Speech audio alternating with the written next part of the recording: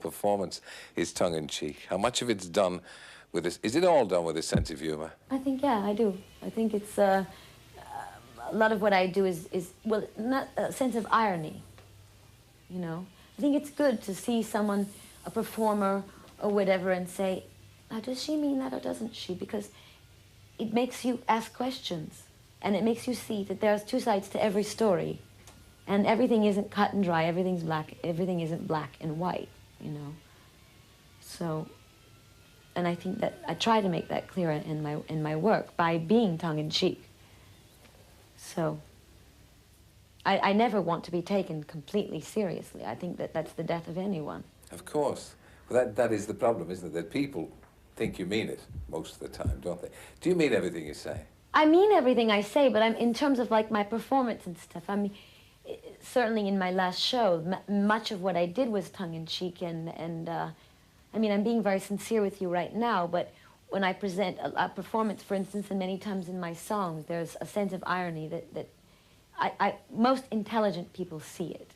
And the people that don't, well, they don't. I mean, everyone can't love everything that you do. You seem to lead from the front. Indeed. Would you say that people are frightened of you? Sometimes, yes. What is it about you that frightens people?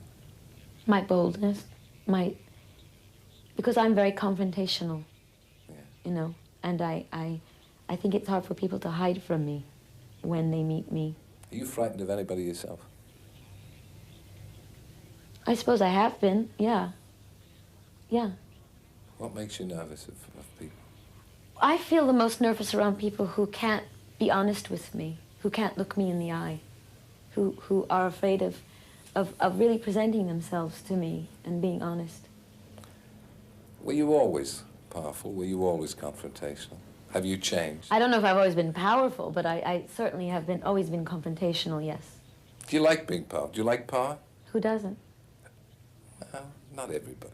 Do you like really? the ex? Name one person who doesn't like power. No, everybody wants to be famous. No, it's not. It's not just fame. It's power. Is anyone can have power. I mean, it's how you feel about yourself. It's how you carry yourself. It's the effect that you have on people. It doesn't necessarily.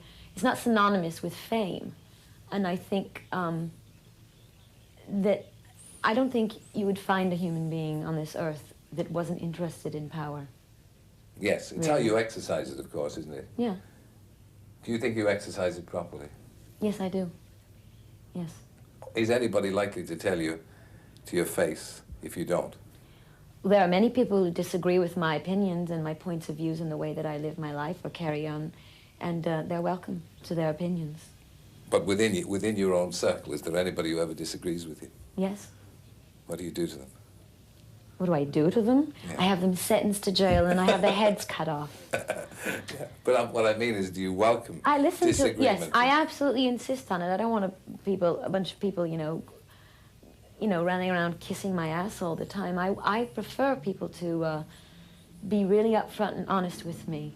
I don't mind that because it gives me a chance to explain not only to them, but once again myself, why I do the things I do. The thing that I notice about that everybody notices about you, so you'll excuse me if you've been asked this before, you seem to reinvent yourself every few years. Is that a conscious thing, or do you just get tired of yourself and say, I want a new Madonna every couple of years? Well, I don't think it's a question of getting tired of myself, but it's like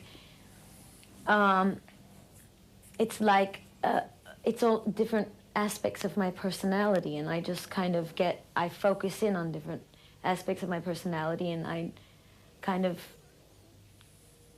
get very involved in it, you know. I mean, like sometimes I'll feel very vulnerable and that's how I'll appear. Sometimes I'll feel very strong and that's how I'll appear. I mean, I don't think there's a big difference between what I do and what, say, De Niro does when he gets completely involved in a character, and for that 6 months or whatever, he walks around all day long with his, you know, weighing 40 pounds more than he does, with long hair or whatever, and he completely changes, you know, his appearance. And you know, obviously he's searching out, you know, I don't think an actor chooses to do roles in movies that he can't somehow relate to in some way, you know.